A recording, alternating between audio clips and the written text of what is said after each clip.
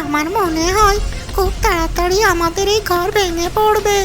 চলো চলো, অনেক জোরে ঝড় বইতে শুরু করেছে, আমরা ঘরের বাইরে যাই, না হলে এই ঘরে চাপা পড়ে আমরা মারা যাব।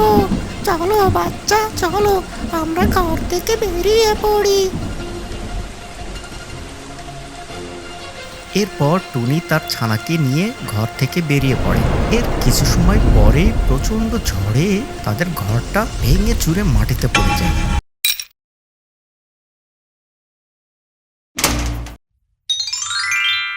সে অনেক দিন আগের কথা। এক জঙ্গলে টুনি আর তার ছানাকে নিয়ে বেশ ভালোভাবেই জীবনযাপন করছিল। টুনি আর তার ছানা প্রতিদিন খাবার সংগ্রহের জন্য তারা একসাথে বাড়ি থেকে বের হতো।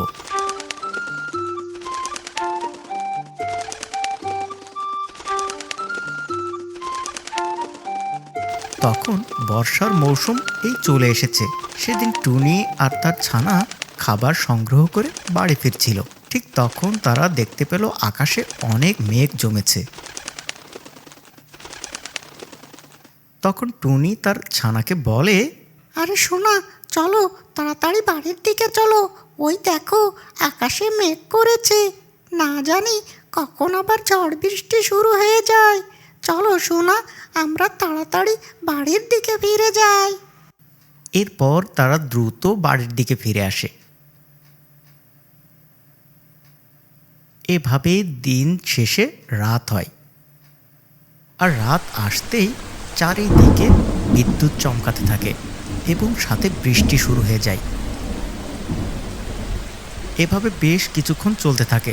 তারপর হঠাৎ তাদের ঘর নড়তে থাকে।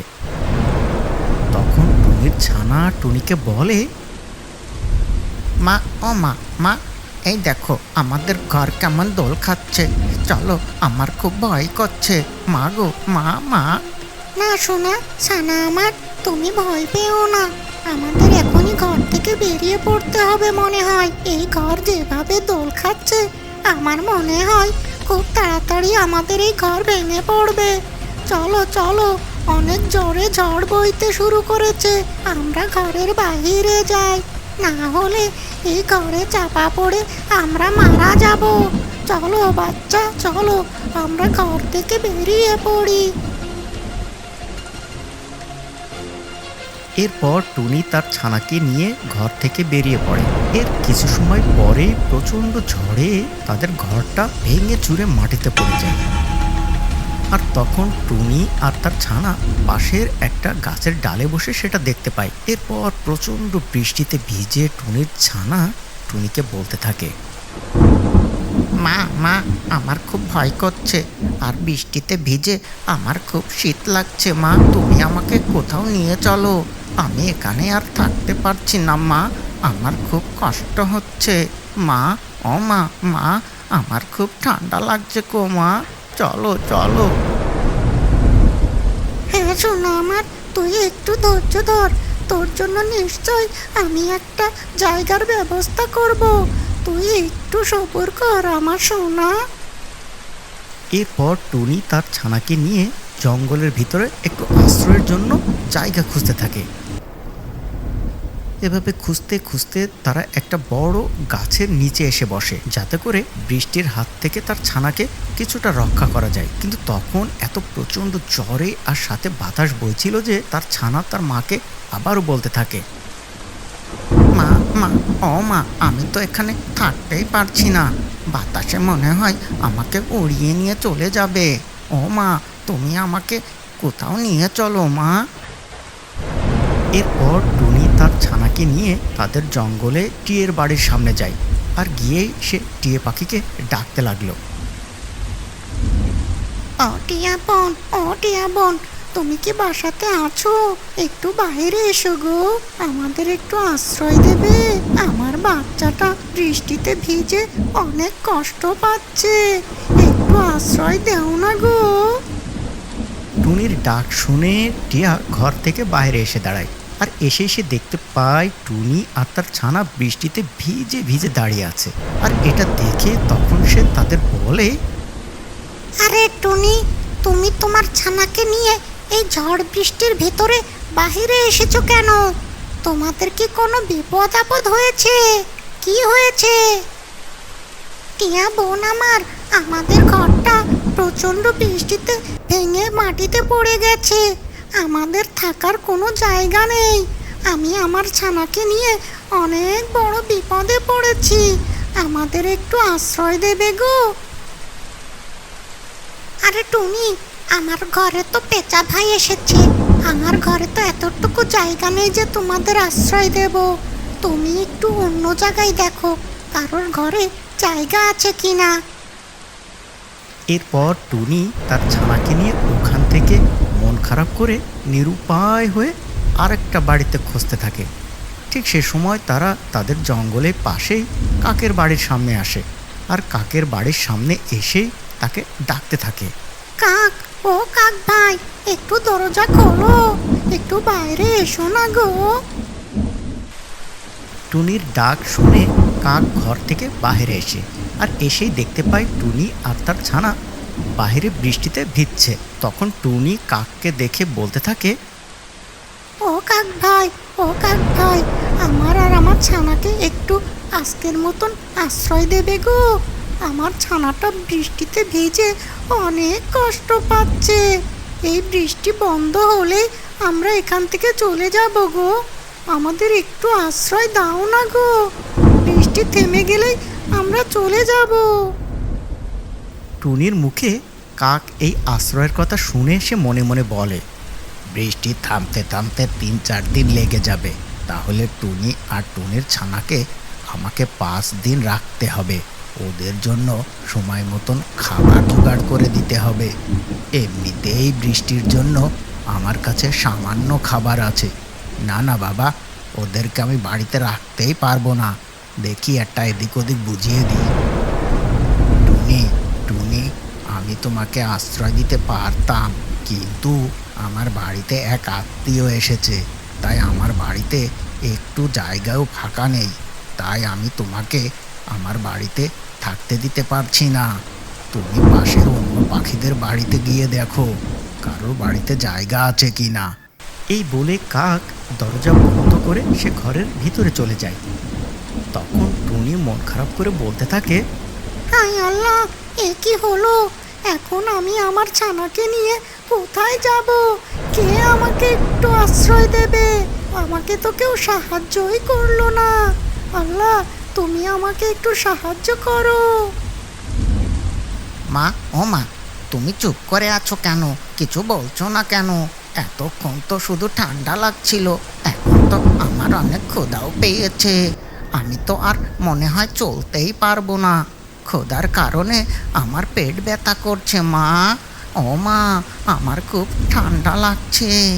আমি তো মনে হয় শীতে বরফ হয়ে যাব। ও মা, মা, আমি মনে হয় আর বাঁচবো না।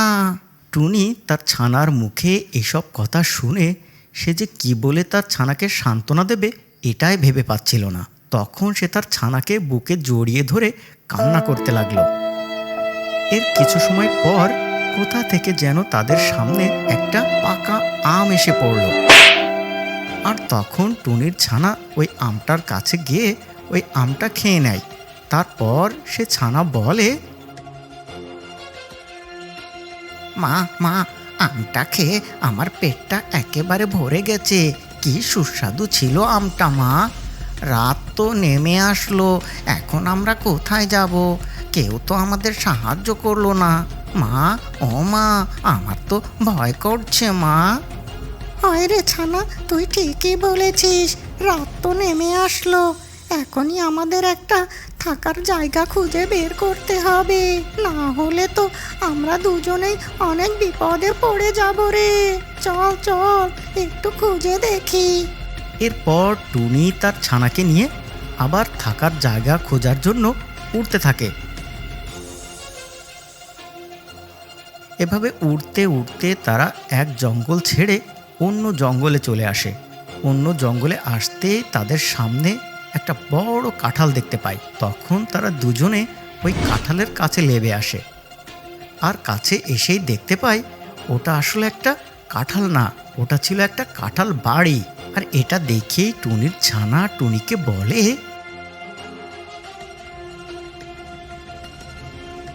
ও মা, মা দেখেছো কত বড় কাঁঠাল বাড়ি, চলো চলো এই বাড়িটাতেই আমরা আজকে থাকি। তারপর তারা দুজন ওই কাঁঠালের কাছে গিয়ে যা দেখতে পায় তার জন্য তারা মোটেও প্রস্তুত ছিল না। আসলে ওই কাঁঠাল গাছ ছিল একটা সুন্দর কাঁঠাল বাড়ি। মা মা, এ তো দেখছি সুন্দর একটা কাঁঠাল বাড়ি, কি সুন্দর জানালা দরজা, আবার সিঁড়িও আছে দেখছি।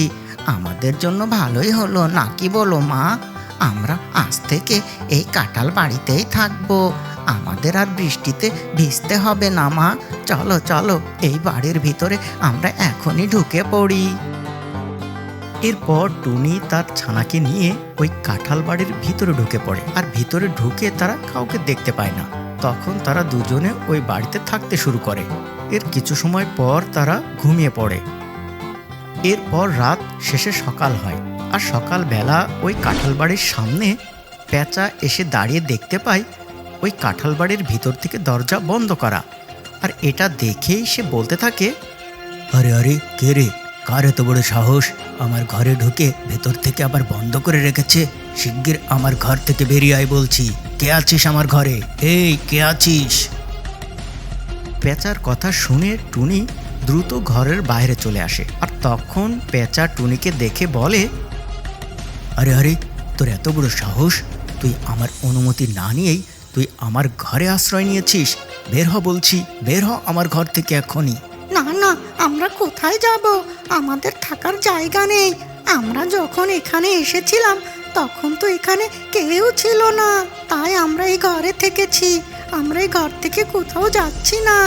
আরে আরে, আমি তো খাবারের খোঁজে বেরিয়েছিলাম, আর বৃষ্টির কারণে বাড়িতে ফিরতে পারিনি, অমনি ঘরটা তোদের হয়ে গেল। ভালোই ভালোই বের হ বলছি, না হয় দুটোকেই পিটিয়ে পিটিয়ে বের করব। বের হ বলছি, বের হ। এরপর টুনি ওখান থেকে মন খারাপ করে তার ছানাকে নিয়ে ওই কাঁঠাল ঘর থেকে বেরিয়ে পড়ে।